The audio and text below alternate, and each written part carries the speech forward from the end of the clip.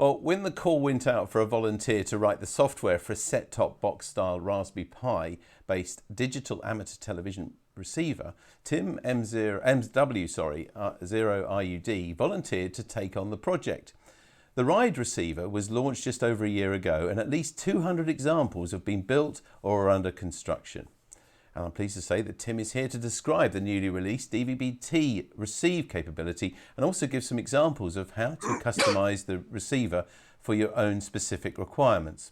Now, as before, you can enter questions or make comments on either Zoom or the BATC streamer during Tim's talk, and I'll pass as many of these on as I can at the end. Please include your first name and your call sign if you have one at the beginning of your messages. But now, over to Tim. Thank you, David. Yes, as David said, I'm Tim. I've been writing the Ryde software since about the start of lockdown. It sounded like a good lockdown project, and I think it's going to go on for some time yet. So I'm going to go through quickly, and I'm going to talk about what it is for anyone who's new, and then talk about the changes since the update last year, and then start talking about what might be coming after that. And then at the end, we'll give a reasonably quick advanced talk on how to make some more advanced configuration options for the Ryde by editing the config file. So for anyone who's new, the Ryde, as David said, is a set-top box built on a Raspberry Pi. My development version is in that picture.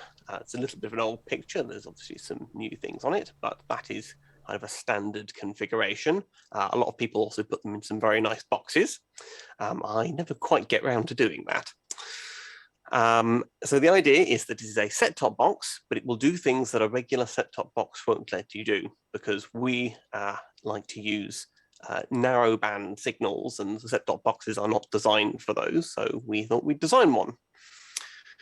But also it lets you do give you easy access to the features that you want, such as the frequency and the symbol rate. So you can adjust those settings rather than digging around a menu somewhere and maybe you have to scan for it. And the regular ones are very much designed as a consumer product and not really for what we need, and obviously don't work for the narrowband modes. So yes, it's built with a Raspberry Pi and any of the USB BATC tuners, as well as various other ones that are compatible, notably a mini tuner and now a Knucker. I'll come back to that a little later.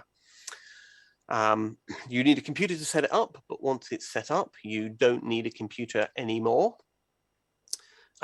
And you'll be able to go and set it up. You can put it in your portable station, you can just set it up in your shack and leave it disconnected, or you can get some slightly more control if you leave it connected to the network for certain uses, but it's by no means required. It's used by a lot of people have shacks with a display in it, either displaying the local repeater or these days scanning the satellite. But also it is used in a number of repeaters. We know about 5 in the UK that are using it. There's probably some more, and there are 5 more in progress. If you just look at the BATC grants, as Dave mentioned earlier, there's quite a few, and I noticed a few going through earlier this week for repeaters wanting to add 70 centimeters by adding some rides. So now you know what it is. If you're new, we can go into what is new this year and what I've done since the update last year. So as I demonstrated last year, we had the on-screen display that was almost ready for release.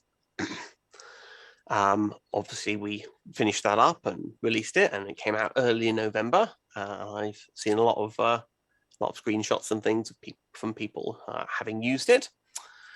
So once we'd done that, and that was a major thing, we started looking at the list of kinds of things that are available that people had requested that might have been useful. And we'd had a lot of requests for quick tune support, which is the QO100 software written by Rob, M0DTS.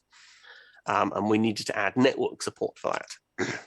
So we developed that, and that came out in early January. So now you can use Quick Tune to tune your ride. So you have your ride connected to your network at home, for example, connected to the satellite, and then you can use Quick Tune to set it, and you can have it on displayed on the external screen. When developing that, I added some extra network controls. Some access things that Rob didn't need, but I thought might be useful. And in the process of writing the example code for how you might want to use it, I ended up writing a full control system. So you can log in to your Pi over the network, and you can do the same as if you were pushing buttons. So you'd be using a remote like this, and a little infrared module, or you'd be using the front panel buttons. But if you're new and you're just building it out of spare parts you have, you may not have set those up yet. So when you want to do some testing, you can use the network console, as it is called, as you can see in the picture. So the network console is also going to be useful for people who've got repeaters. Obviously, you can see the output of a repeater, but sending button presses to it is now possible over the network. So they don't have to go and fiddle around trying to transmit infrared for then it to be received by the Pi. That sounds like unnecessarily complicated. So yes, in CQTV 272, which was not the one that came out yesterday, it was the one that came out earlier in the summer. I talk about the Ryde utils, which is where that network console is. You can run it on your computer if you have a Linux computer, or you can run it on the Pi and log into that remotely. So once we'd done those major things and got the network working, the next thing to look at was the Knucker, which Dave explained earlier, which is the DVB-T solution to add DVB-T support. And I started building the hardware for my development version, and realized that I needed to program some USB modules that are on both the mini tuner and on the Knucker. And I didn't have access to a Windows computer very easily to go and use the standard thing, and they weren't selling them in the shop yet. So I had a look around and worked out that I could write some code, and I wrote an application for programming those as well. That came out later in February. And it's also used by the shop because it's much quicker. You can program multiple modules at once. So you can now use your Ryde to program the USB module for your mini tuner or your Knucker. We did a number of other small things after that while Knucker was in progress. Things like sorting out a wide screen with a composite output, sorting out a mute button, fixing various bugs. We're getting constant bug reports of things that we've missed from the various testers. So once while working those out as we went along. So then we get on to the major thing that we've been working on this year, which is Knucker. As David said, it is now available. If you do a Ryde update, you can now get Knucker support and get DVB-T on your Ryde. It took quite a while. It was not in the original roadmap. It got a bit hijacked. I didn't know it existed when I did this presentation last year. So I had to do fairly significant structural changes behind the scenes in Ryde. And some of those are a little soul crushing to sit there to write this code, because you're essentially writing code that if you do it correctly, nobody can tell that you've changed anything. So you don't feel like you're making a huge amount of progress until you get to the end, and then you can suddenly write the new bit to add the new support. So we added the concept of sources. So now like mini tuner is a source, and the Knucker with different sources.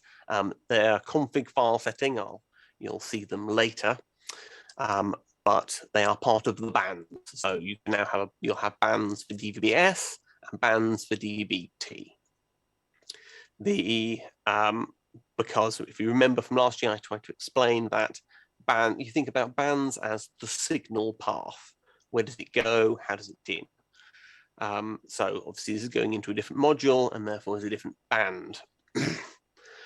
And by the default config file now has two extra bands, one for 146 and one for 437 DVB-T. And there are also two new presets for 333 kilohertz on both of those bands. Now, the slight problem is that the presets, there's now more presets than fit in the menu. I promise they're there, you just can't see them, you just have to keep scrolling. This is one of the bugs that are on the list to fix. I'll say a little more about that later when we come to more things we're working on. But yes, you can access them, you just have to use your remote and access them blind. You'll notice when you load it, you'll get some familiar screens, but it will sit there. It does have to sit there for a little while as it uploads the firmware to your tuner. It may take about a minute, and you'll have the waiting for source screen. It would be nice if we can add a progress bar or something. I'm not sure if we can remove the delay completely because it has to upload it every time you change it. We've got further work to do on it, but this is definitely a functional solution and definitely worth having a go with. And we'll try and refine it as things go on. So yes, update your rides. There will be a bit more of an announcement on the forum and things later from Dave, which will give more complete instructions about how to update, but it's the standard update procedure. So that's roughly what's been going on the last year. So now let's talk about what's going on, what's going to come next. What now that Knucker is out, what are the next things? So having worked on a big feature, I thought I'd work on some small ones. I feel like I'm making some more progress. So we thought of doing a set of quick features and bug fixes and kind of cross a lot of things off the list as quickly as it can, doing things that are quick to fix. They may seem like big or small features, but it's not always. Anyone who writes software will tell you that what sounds like a quick feature isn't necessarily a quick feature, and what sounds like a big feature doesn't necessarily take as long as you think. So we were looking at volume control has been on the list for a while. Had various requests of people who don't have volume control on the speakers they've got connected to Ryde, for example. If you're not going through a TV that's got sound, if you're going through a computer monitor or something, you might not have volume control. So it'd be nice to add that to the Ryde. Adding the volume control itself is relatively easy, but I will make sure that we put it in the on-screen display as well. We don't want people thinking that their Ryde speakers are broken when they've just got the volume turned down all the way and they couldn't tell.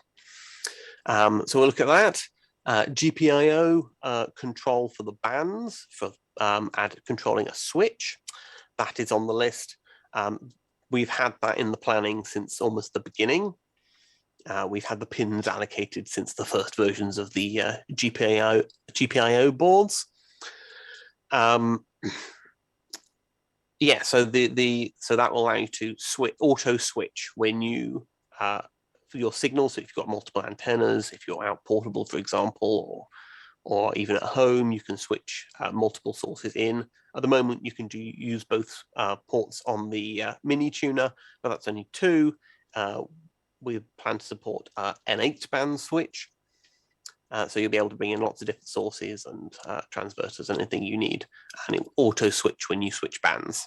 And then you can set the band up with GPIO to set it, and the IF if you're using an LNB or a transverter, and all the numbers in your Ryde will be right.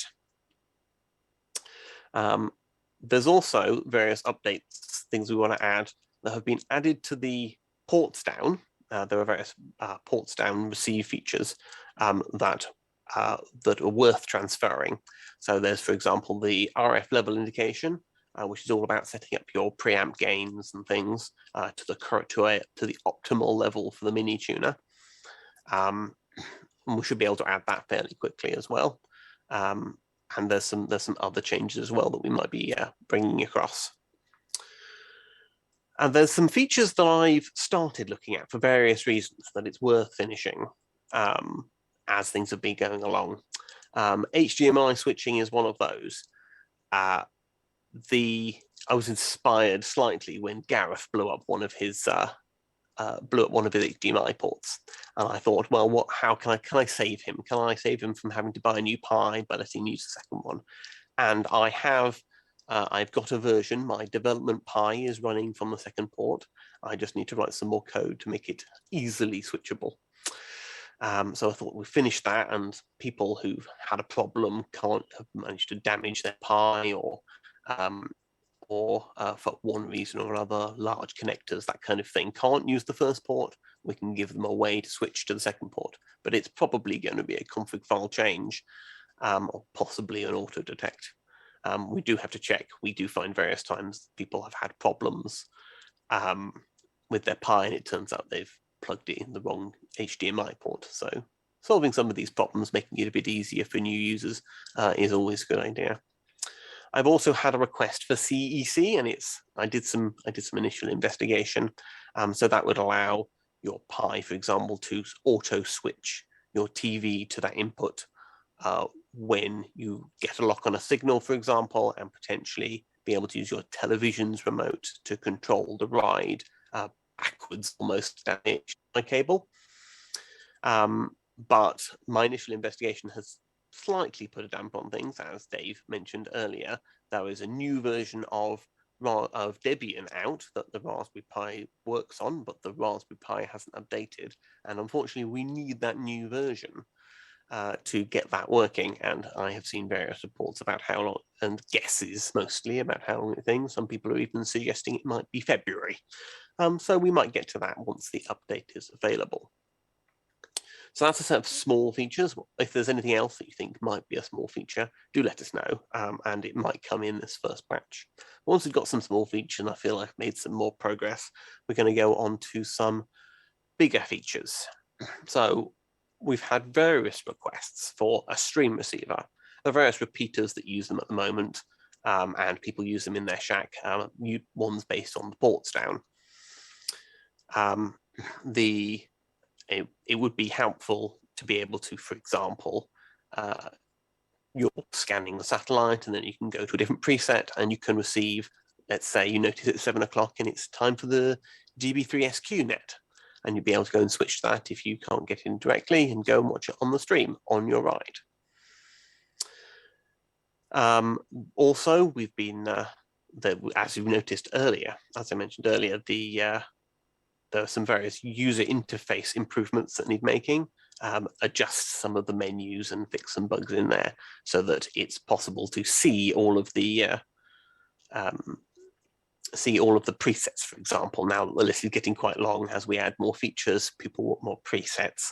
And someone even mentioned the other day that maybe putting presets in groups might be helpful. So we'll have a look at some of that potentially, add some more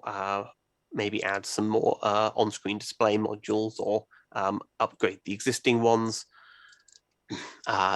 There's a space, since the beginning of some of the on-screen display modules, there's been a space for a meter bar, so you can graphically see rather than have to read the number. Maybe add some of those things. Then there's a thing that I mentioned that was upcoming last year, but that was before Knucker took all my time, which is the on-screen config. So the idea of the on-screen config is to remove some of your requirement to go and use the console menu for setting up your bands and your presets. It means you could do it with the remote, and it would also give some more flexibility because the console menu has always been designed as an interim solution for some of these things. It's not as fully featured as the complete solution. There's various steps to this. Some of them, I imagine there's going to be a fair bit of code that I have to write to do with writing back config the files to make sure that the config that it's read and then written back is the same. These will probably be reasonably invisible, and then there's some user interface design for that to then go and probably slowly start adding ability to edit things, probably the presets first, and then probably the bands. So then you'll be able to do a lot of the setup with your remotes and get away even more from needing computers to make the changes. One of the things you note that Dave mentioned earlier with Knucker on the ports down is also true of the Ryde, and we want to look at fixing some of this, which is the transport stream handling. So Dave mentioned that the Knucker doesn't do, you don't get the call sign information, and the service and the provider. Ryde also can't do this at the moment because the application that we're using to run it doesn't extract them. We're looking at adding some external extraction. Also, we're looking at some other upgrades to how transport streams are handled. If anyone's tried to watch ZZ when it was on the air, you will notice that Ryde didn't deal with it very well. That's because it had 2 programs in its transport stream. You could watch 2 different things, and it would try and switch backwards and forwards between them very quickly. Yes, we want to try and fix that, at the very least to make it so that you are stuck on the first program, but preferably we'd like to add the support to select the programs and possibly even put them in the presets. Because yes, it's not just that there are other repeaters and things that that do that, and if you're and it would be nice to support that. Now, when I was writing this presentation, I did run it past a few people and ask if they had any suggestions. And Noel mentioned recording. I've been kind of putting this off. It's a bit complicated. So if anyone's got any, I got some. I'm not sure how people would want to use it because there are some complications to do with the way that recording might work. Because the simple solution is obviously to record the transport stream or to encode the video. And both of these have different pros and cons and different issues. For example, recording the transport stream, if you're recording a net and different people are using different codecs, so some H.264 and some H.265, things generally don't like re-encoding that. They'll do it at the beginning, they'll get to the first codec change, and then it'll stop working. So potentially we have to work out if we need to split the files, and it starts getting very complicated. Encoding is obviously a nicer solution. You'll get the signal displays, like the MER, will be encoded in the recording, so you can see that you wouldn't get with a transport stream, but potentially we need external hardware for this. It's difficult to get the Pi to do the re-encoding. Re-encoding of the screen anyway. So potentially that, and the other advantage of re-encoding is it does a lot of the work that would be needed potentially for streaming in the future. If you wanted to stream what you are receiving to, for example, the BATC streamer. So yes, I'd be very interested if people have thoughts on how they would like recording to work, how they would use it, and then we can try and work out how to make the trade-offs with that. Right, so that's roughly the plan of what's coming. All best plans never go well when you try and put them into action. So we'll see next year, hopefully, we'll see how far we've got with some of these things, how many things we've crossed off the list. So at this point, it's worth thanking all the people who've been very helpful setting it up. So primarily that is Dave. Dave takes the application that I write. I write a Python application that is the player, and Dave wraps it up in all the things required to build an SD card. Writes the console menu for configuring the config files. He does all the handset wrangling. When you submit a new handset, he manages that database. And he's also the primary alpha tester. When I create some new code and upload it, Dave is the first one to come back and point out that I've made mistakes and I've spelt this wrong, or it crashes when he does this, to spot all the obvious things that I just didn't think of trying. And then, of course, there's all the other testers who also, once Dave has ironed out all the obvious bugs, find the slightly less obvious bugs. And we've got various testers who've done that. We've recently been through that with the Knucker support. So I had a lot of bug reports. Some of them are genuine bugs in my code. Some of them are bugs in Dave's code. Some of them are just confusions that we should probably adjust things to fix. And clarify how some things work potentially, because we had some users doing the wrong thing and thinking it was a bug. Well, it is a sort of bug. It is an explanation on our part bug. So behind the scenes, the other people are Heather and Phil, who manage Longmind, which is the program that Ryde uses to talk to the tuner. And also Charles, who does the program that talks to the Knucker. Without them, none of this would exist. Right, so now that we've thanked all the people, now we're going to go into the slightly more technical subject of the config files. So Noel, a while ago, was asking for a feature, and I pointed out that actually that feature already exists, and he just needs to edit the config file. And this has led various people to doing, and we've had various issues with people editing the config files manually. There's some confusions, and I thought I would give some examples and some explanation now as a good opportunity to kind of help give people some confidence to edit and give them some of the things, point out some of the common mistakes that people have been making. So the config file is the only interaction between the console menu and the main player. The console menu essentially manages the config file normally. It writes the config file, and then so that's how all the bands and presets are set up.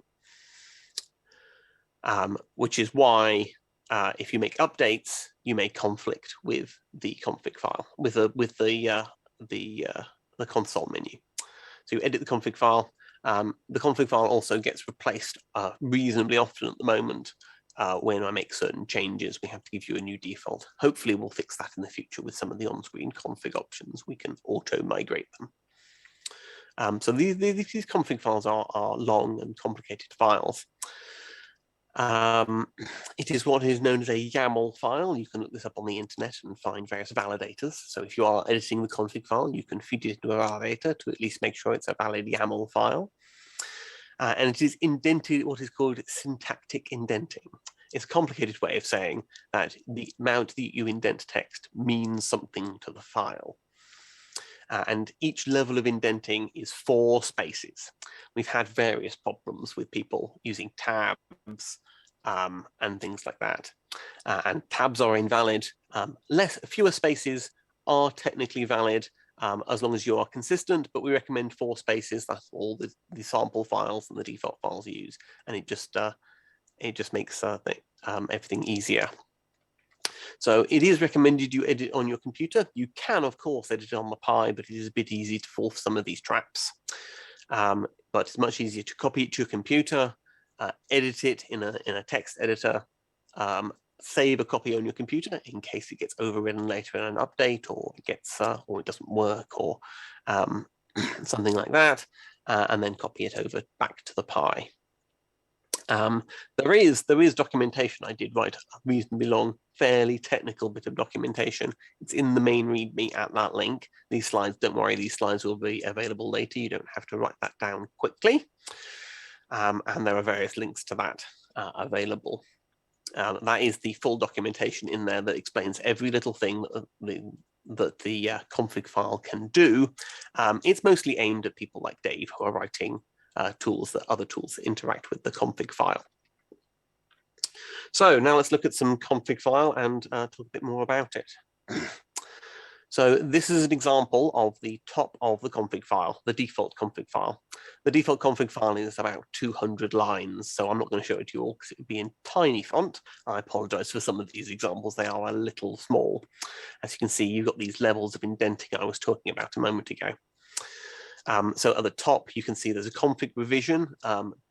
Don't change this. This will be changed by updates. This is essentially so that I can keep track if I change the config file format. I can know if you're on the old format and deal with it appropriately. And then there are various sections. You can see, for example, there's sources and bands at the top here, and then followed by a series of bands. And there's a lot of sections, and I will go through some of these sections now and show you some of the changes you might want to make if you're a more advanced user. So the first thing that I think of when I write a config file is the bands and the presets. That's probably the bulk of the customization that people want to make. So you can change the number, you can change the names of them, and you have to link them together.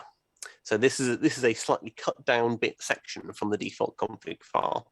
So the names I've highlighted in that orange. So you can change these to anything you like. You don't have to stick with the names at all. And you can change them, and you can just copy and paste these blocks. You can see in there, this is one of the new config files. It's got a source section that says longmin, which is the tool for DVBS, and it's combi tuner. You can set it to combi tuner as well for Knucker bands. And you can see you can set up your IFs for your satellite, and you can set up things like that. And then there's some presets. You can see the scanning preset, for example. Instead of just being a single number, it's a list starting with dashes, and a series of frequencies and a series of symbol rates. Now, one of the slightly confusing things in the config file is the way that it refers to itself. So obviously, when you set up a preset, you have to say which band it is in. So to do this in the config file, you use these references, which are marked in green. So you use the star and the ampersand to say that as labels. Use the ampersand as a label on a band, for example, and then you can refer to that when referring to the band later with the asterisk. Make sure that you get the spelling exactly right. Otherwise, suddenly you might get unexpected things in your config file not loading. Also, you can see that the default is set again with one of these references, labeled one of the presets, and then set it as the default. So yeah, you can add new bands, you can get rid of the bands, you can add presets, delete some of the presets. If you're only using the satellite, then the default config file has loads of things that you don't need, and maybe you want to add some more presets for scanning different ranges or things like that. So that's kind of, yes, and in the picture you can see that obviously my config file is full of all sorts of unusual features. So that's my development list of presets that I have. Various things in there, lots of Knucker at the moment. I should probably take some of those out now that it works. Right, so the next thing that I want to look at is buttons. So buttons are things like the buttons on your remote, and there's a great long list of buttons that we support. It also includes the front panel buttons. So now they've got some examples here. So here in this example, on the left is the default config file, and on the right is a modified config file. So what I've done here is I've taken out some of the buttons. And maybe if you don't need mute and power, you can take out those two buttons. You can take out those two buttons, and maybe you want to use them for channel plus and channel minus. So you can just scroll up and down through the channels from your front panel. So you need to obviously sacrifice some buttons or something to get some GPIO that we're fairly limited on. So what I've done is I've moved the on-screen display button to where the power button was. You can see that I've changed the number for the pins at the bottom, and I've used the other pins. I've then set them up as channel plus and channel minus. Anyone who's written a config file for a remote will recognize a lot of these names. There's a lot of things that you can potentially do for this. And it's probably also worth pointing out that the switches. A switch is essentially a button that does one thing when you push it down and hold it, and something else when you then let go of it. So, for example, in this example, this means that when you hold the button down, the on-screen display comes on, and when you let go, it goes away again. But you could use that for any set of buttons if you wanted. You could have it channel up and channel down and use it as a way to flick to one channel quickly while you're holding the button and flick back, or even put a toggle switch on it, and then you can have a switch to switch backwards and forwards. There's lots of things that people can potentially do to move these around. There are 5 core buttons that I recommend that you have at least the 5 core buttons that are required to navigate the menu. So you need up or down. You can go all the way around the top of the menu get back to the bottom, left or right, select back and menu. And that will let you completely navigate all of the menus. But that then gives you a load of spare buttons that you can use for other things if you want to use some of the other features. Also, at the moment, obviously the GPIO band control doesn't work, but so you can use those for extra buttons if you want, if you won't want to use the band switching in the future. And you can, and vice versa, when the band switching comes in, you'll be able to sacrifice some buttons to have more band switching. We do recommend for new people that you stick with the defaults. There was a web page on the wiki that lists all of the pins and the pin numbers that we use, and the GPIO boards that we sell and the front panel buttons are designed for those. Obviously, you can remap them if you want a more complicated button. But if you're a new user, we recommend you stick with the standard ones. It helps us as well if you're having trouble. We can just we know what your format is. But for advanced users, if you've got something complicated, a repeater or something, then that's potentially useful. So the on-screen display, this is where all this talk of config file started. It was with GB3HV. Noel wanted a permanent MER display. So this is after we'd made a change, and it is a very simple change. So the on-screen display is designed as a set of modules in one of two groups. So there's a group for active and inactive, and all that happens when you push select is you switch between the groups, and the same happens when new signals come in and it pops up. It's just switching between an active and an inactive group.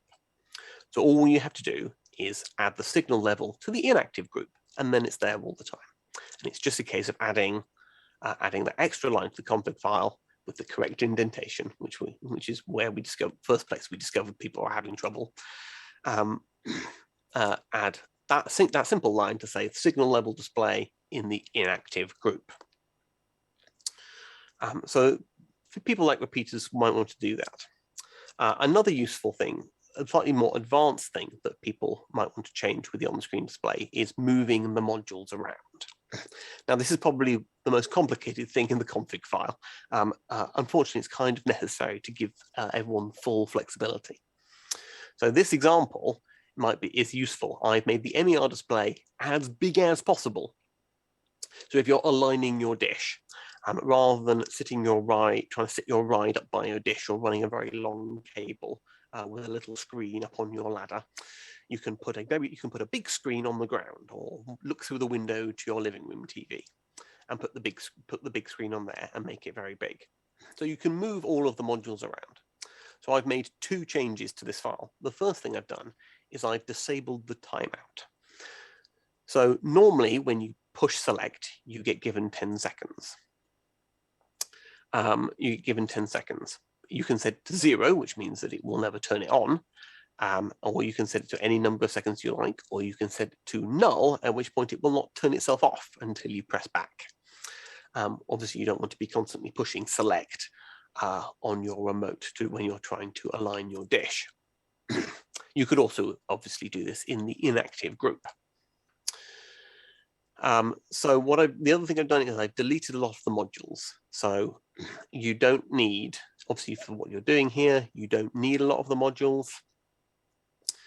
And then I have moved it. So to move something, you replace where it says null with some more indented blocks. So you have a datum, which is essentially your reference point. So whether you're comparing the center of your module and the center of the display, or the top left of your module and the top left of the display.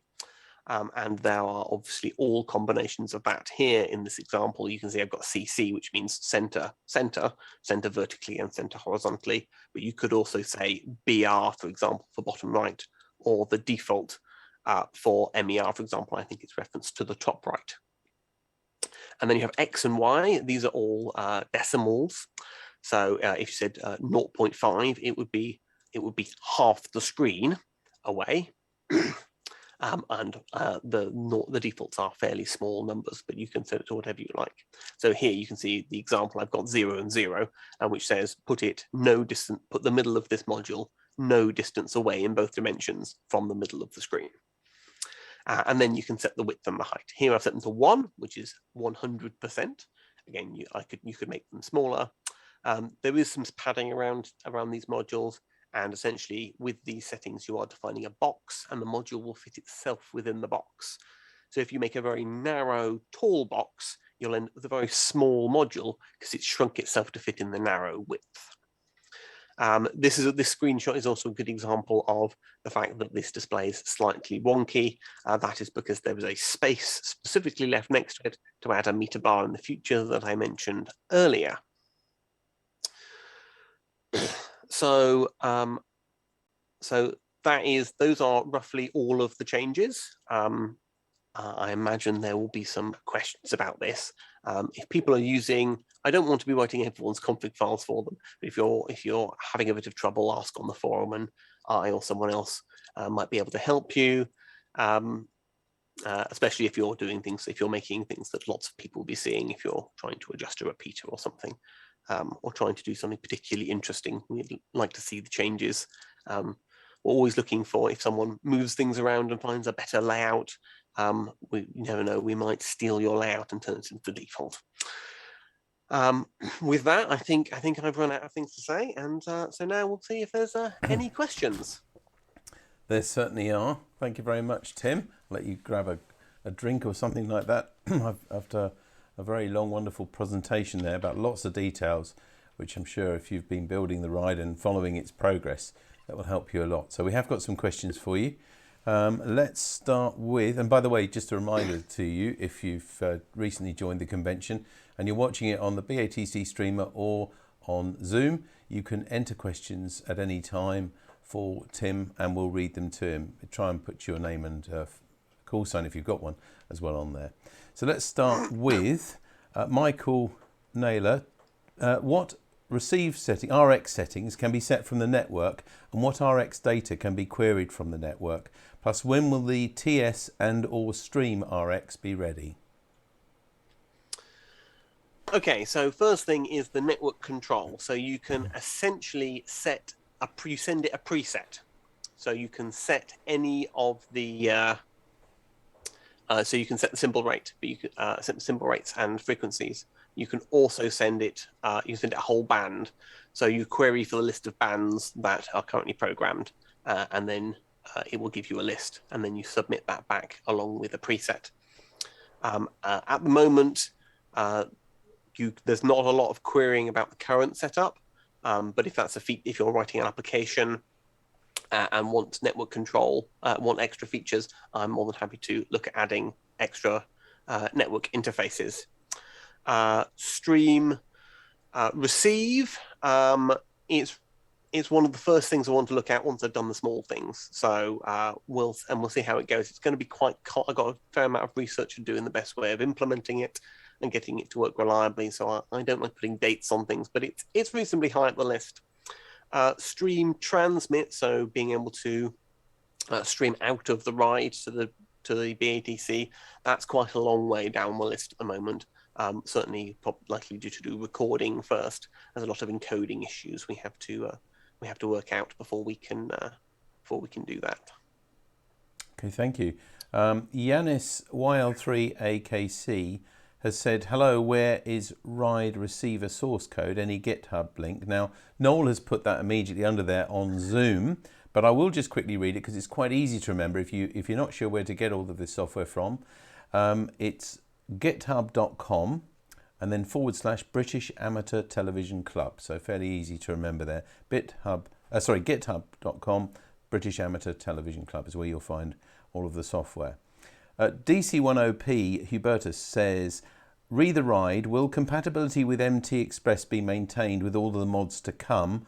Remember that was the hiccup in one of the recent updates. Yes, that was when we were started to look at adding the Knucker. We had a bit of a hiccup. The Mini Tuner Express presented itself slightly differently, and we had some issues. But yes, we fully intend to keep supporting it. long min, the application that communicates with it, is the same as the one used in the ports down and in various places. And as long as that continues to support it, we'll continue to support it as well. Thanks, Tim. There's quite a bit of chatter going on BATC about where to buy things, touchscreens, 5-inch, 7-inch. There's no point in me trying to read that out to you, but if you are interested in those things, of course, even if you're watching this on Zoom at the moment, you can go across to the BATC streamer and have a look at those links and various prices and things that people have been putting on there. Yes. Gareth sorry, Tim. The touchscreen works as a display with the Ryde. People have been testing it recently. You can use the touchscreen. Obviously, it doesn't work as a touchscreen. You have the touch support, but you can just use it if you want to use it as a display. Yeah, I guess it's quite. I think someone put that it was about £32, so it's quite a reasonably priced display. Anyway, that was from Mauser. Gareth G4XAT says the Bluetooth speaker connectivity 2, please, Tim. Yes, there's various sound options now. We've had various people doing various adjustments. We might add that. Some of that might be quite easy to put in. Might go in the quick things is some sound adjustment. So we've had people who want to receive the video out of the HDMI, but the sound come out of the headphone plug. So probably give some controls for that, and that will get us a long way towards doing the Bluetooth. You'll probably still have to log into the Pi and pair the Bluetooth using the SSH connection. But if you do, after you do that, it should then hopefully, once I get the sound config working, you'd be able to select it to select your Bluetooth options. Some of these might have to wait for the on-screen config to work that far, because doing it through the console menu is going to be quite difficult. Okay, thank you. Don EI8DJ says, Tim, can MTune OLED display be enabled while connected to Ryde? We've had this request about getting that display, because we're not sure that it's worth supporting, because obviously you've got a display already connected to Ryde. That is most of the point. And it would be quite a lot of extra code to maintain. But it's on the list, but it's a reasonably low priority. We might get to it eventually, but as you've seen in the update, there's quite a lot of other bigger features we'd like to get to first. Okay, thank you. Coming towards the end of the questions now for you, Tim, so we will take a little break if not, but if you have got a question for Tim, anything really about the Ryde, this is the great time to ask it. Do it immediately, please. In fact, Dave G8GKQ has said that a note to say that there's an SSH console stream viewer in Ryde already, and this displays the stream with a low delay. Yes, that there's also a Knucker viewer, which I suspect might have come out or might be coming out soon. There's various config options in there for doing that. The delay will be the same when we get it integrated into the main player. It'll be a similar low latency display. But yeah, we've put various things in as interim solutions. A lot of the console menu stuff, certainly in my mind, is classified as interim solution. It's often quicker to throw something in there, steal some code from ports down or something to get something working while we develop the proper solution with all the bells and whistles in the main application. Thank you. Tim, can Ryde support a future MQTT control and telemetry to support remote automation? I've thought about using that. I would probably use it as a reporting, not necessarily control. We've already got a control interface. I did do some research when setting up the network about whether that was the right solution for the control. But certainly for extracting data, for example, we potentially could set up MQTT or something to transmit out things like the received MERs and things like that, and the various other parameters. For example, if you wanted to integrate them into a transmission, you can state if you're on the satellite or something, you could integrate those back into your transmission for retransmitting with other things. So yeah, it is in my mind, and we may add certainly the output telemetry. Okay. Nigel2E0EHH says, my Ryde keeps rebooting itself during use. Now, I know that you're not going to be able to remotely diagnose that maybe, but I mean, just generally talking about Ryde, are there any sort of known issues like that? And is there anything that you can do to have a look at that and you know, to do something yourself to sort of try and stop that happening? There are a few standard issues that come up with things like that, and they tend to be fairly generic issues. Often things like sudden reboots, often power supply problems. Either your power supply is not powerful enough, or you've not got quite the right voltage. They actually expect slightly more than 5 volts. I think it's 5.1. So sometimes I only power mine off 5 volts, and it's often complaining and sometimes does unexpected things. Also had problems with people who are transmitting while they're receiving, and their transmit power getting into the Raspberry Pi and it getting upset. But generally, it's things like that. It's power supply. Mostly, it seems to be power supply issues. So yeah, check your power supply and maybe try and check your power supply while using the Ryde and while trying to make it work hard. Things like receiving the beacon, the QO100 beacon, make the Ryde work quite hard. So maybe that's a good point to check. So what sort of current does it typically need if you've got a power supply? And although you can monitor the voltage, I guess, with a meter, but it's good to work well within the limits of the power supply. So what sort of power are we looking at? The Raspberry Pi Foundation, I think they say that you should supply it with 3 amps. In reality, you don't need anywhere near that much. But yeah, it's often problems with, if you're using a 5-volt supply, it tends to be okay. But if you've got 5 volts, you've got no headroom at all, which means any power supply sag, and and you lose it. But I think that's why they recommend 5.1. I think it is for doing it, because then you've got some headroom and you can deal with the sag. But yeah, you probably drive off 1 amp or even less charger. I've run it off phone chargers before, low power phone chargers and things. Okay, so Nigel, that's something to look at anyway. Look at your power supply, monitor it with a meter maybe, and just have a look at the power capability from your 5-volt supply. Nick G1BVI says, any advantage in using the 4 gig Pi yet, or is 2 gigs still adequate? No, we don't use. There's not a huge amount of memory use at the moment, and there's the Pis are more than capable. The Raspberry Pi 4 is an enormous improvement in terms of processing power over the 3, which is why one of the reasons we standardized on it. And things like there's hardware decoding that we choose not to use in the Pi because it's flaky, but it means that even high bandwidth streams, broadcast streams even, work fine on the Pi. The Pi is more than capable of handling it. And yeah, it doesn't use a huge amount of memory. It uses a fair amount of video memory, but that's by video memory standards, and it's not using anywhere near all of the RAM in the Pi. So the smaller ones are fine. Thanks, Tim. Actually, Nigel just came back briefly and says he's using the Raspberry Pi power supply, but I know there's been several of them because I bought a 4 recently, and that was at a much heavier duty power supply. So I think we'd still recommend, Tim, just check that power supply, monitor that, because if that's dipping, that's obviously why your Ryde is restarting and resetting. Yes, it's general Raspberry Pi problems. If it's resetting, it's probably if it's rebooting randomly, then that definitely sounds like some kind of hardware fault rather than a software issue particularly. Okay. Tim, thank you ever so much for the presentation, not just for that, of course, but all of the work that you've been giving to this.